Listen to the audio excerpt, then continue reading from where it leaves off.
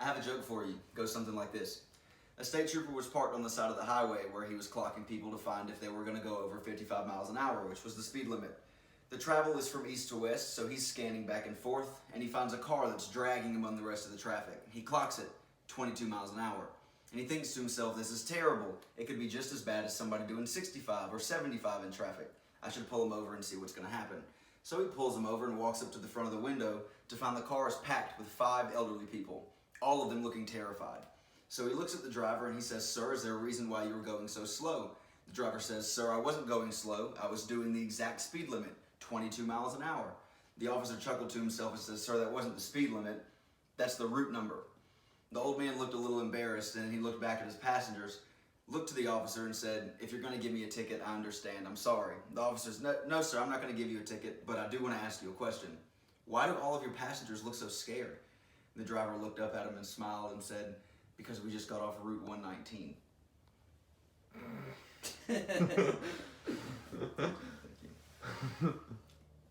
Everyone's a driver. Everybody has places to go from point A to point B every single day. Some people even have C, D, and E. Some people have to go from home to work, from work to school, from work to the daycare, from school to daycare back home. Puts us on the road for a lot of minutes, for a lot of days, for a lot of weeks. We see ourselves moving from place to place almost all of the time. I myself make multiple trips a day. I'm sure you yourself make multiple trips a day. And we always try our best to consider the things that put us in danger. Other people texting, other people driving drunk, wild animals crossing the road, storms, things that we can't necessarily prepare for. But one of the things that we encounter every single day while we're driving that we never think of as a danger is elder age driving. And I'll explain to you what I mean. Caring.com in 2015 posted the reports of a review that had 14 million Americans in car accidents caused by drivers from the age of 65 or older. 14 million in a single year. What does that tell us? This could happen for multiple reasons. Medication side effects, medical consequences, reduced hearing and vision abilities. Just plain getting old sometimes is enough to keep us from getting behind the wheel of a car so often throughout the day. One of the things that we have to figure out is how exactly we're going to fix this. And I'm proposing a 3-prong answer. Number 1, biannual testing with modifications. Modifications meaning not just vision testing. Most places when you turn 65 or older and you go to get your license renewed, they only test your vision ability. What we need to be testing are things like reaction times, reflexes, proper ability to use signals. Almost all of the things that we list earlier that seem to be a problem with old drivers need to be something that are implemented in driving retesting.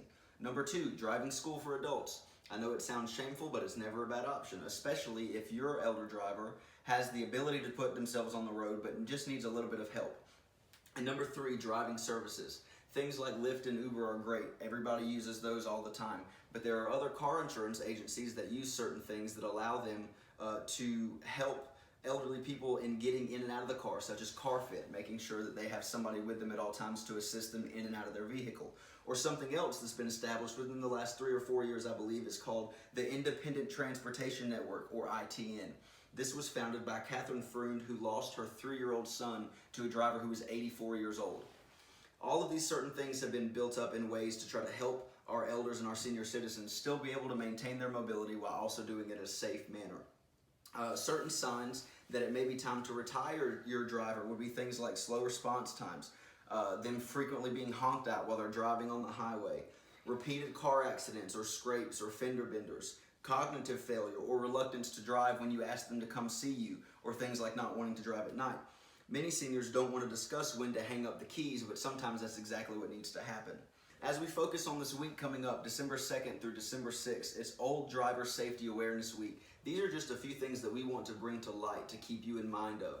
Always be careful. Share the road with everybody else. Do your best to drive your safest so that you don't do anything to harm yourself or anyone else. Drive defensively. Make sure that you're aware of everything that's going on around you. But in the meantime, just like we would do with any other kind of things such as drunk driving, we have classes for that. We take away licenses for that. We give large fines for things like that.